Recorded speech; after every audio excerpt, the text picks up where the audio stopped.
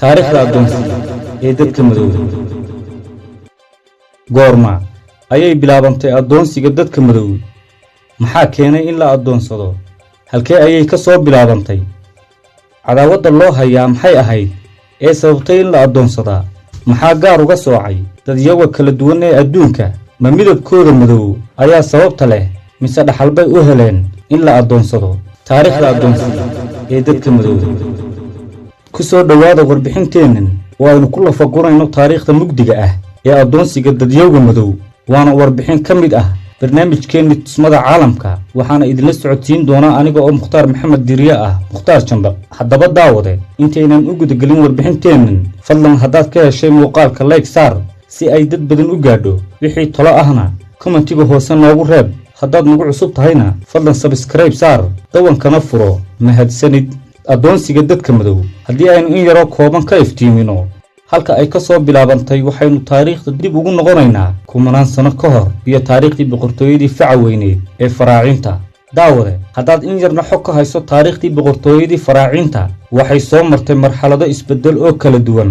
marxaladahaas oo kuwa laga xusaa ay ka dhasheen isbeddelka dhanka hoggaaminta ah wakhtigii boqortooyada faraacinta ay ku soo duuleen dadkii reer nabaata ee degganaa suudaan lana odhan jiray kushitiga, kuwaas oo ahaa dadyow madow, islamarkaana ay maamulkii boqortooyada faraacinta la wareegeen. waxay boqortooyadaas ka dhigeen mid dhan kasta ka hana qaada, waxayna gashay wakhtigii ay ugu xoogganayd boqortooyadaas faraacintu. wakhtigaas waxaa boqortooyada faraacinta soo hoggaamiyey boqorro dhowr ah oo qaarkood ay xagjir ahaayeen, kuwaas oo sheegtay awood aanay lahayn. boqorradaasna waxaa ka mid ahaa boqorkii kibirka iyo isla weynida badnaa ee fircoon, kaasoo ilaahay subxaanahu wa tacaala uu kitaabkeenna qur-aanka in badan inoogu sheegay halka kibirkiisa iyo isla weynidiisuba ay gaadhay iyo halaagii ilaahay marsiiyeyba. fircoon wuxuu xasuuq iyo addoonsi kula kici jiray dadkii reer bini israa'iil jeer ilaahay subxaanahu wa tacaala uu u soo diray nebiyullaahi muuse, islamarkaana uu ka samata bixiyey gumaysigii fircoon iyo boqortooyadiisiiba.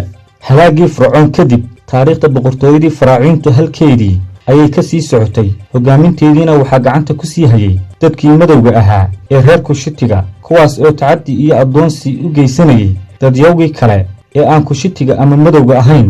waxayna taasi sababtay in colaad xun loo qaado dadkii madowga ahaa iyo boqortooyadaasba. colaaddaasi waxay sababtay in dadyawgii kale ay ka tashadaan sidii meesha looga saari lahaa awooddii boqortooyada ee dadka madow. ilaa la soo gaadhay taariikhdii burburkii boqortooyadaas, waxaana ku soo duulay hoggaamiyihii kiristanka ahaa ee reer makedoniya ee alexander the great, isagoo watay ciidamo kala duwan, kuwaas oo gariig u badnaa dagaallo culus oo uu la galay boqortooyadaas. aakhirkii wuxuu ku guulaystay inuu meesha ka saaro hoggaamintii dadkii midoobaa ee kushitiga, islamarkaana wuxuu boqortooyadii faraacinta u oggolaaday inay sii jirto, isagoo hoggaan uga dhigay boqorraddii la odhan jiray kilobatra. sababta uu boqorradda kilobatra ugu oggolaaday inay sii hayso hoggaanka boqortooyada faraacintuna waxay ahayd inay gabadhaas asal ahaan iska dhaleen nin masaaridii cadcaddayd ahaa iyo gabadh gariig ah, islamarkaana abtinimo loogu tixgeliyey inay boqortooyada sii hoggaamiso.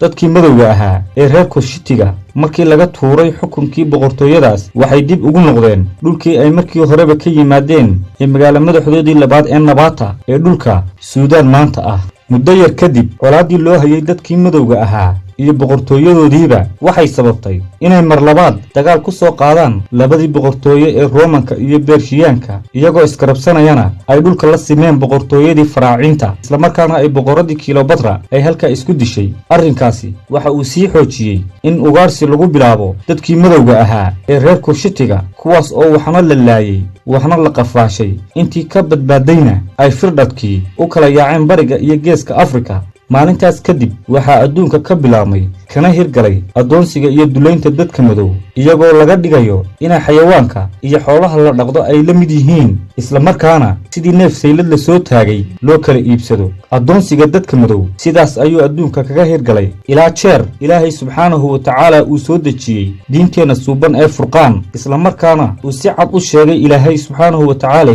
xaqa bini'aadamku inuu siman yahay. warbixinteennii ku saabsanayd halka uu ka soo bilaabmay addoonsiga dadka madow waa naga inta aynu ku kulmayno warbixintan oo kale ah. waxaan idinkaga tegayaa ammaano Allah.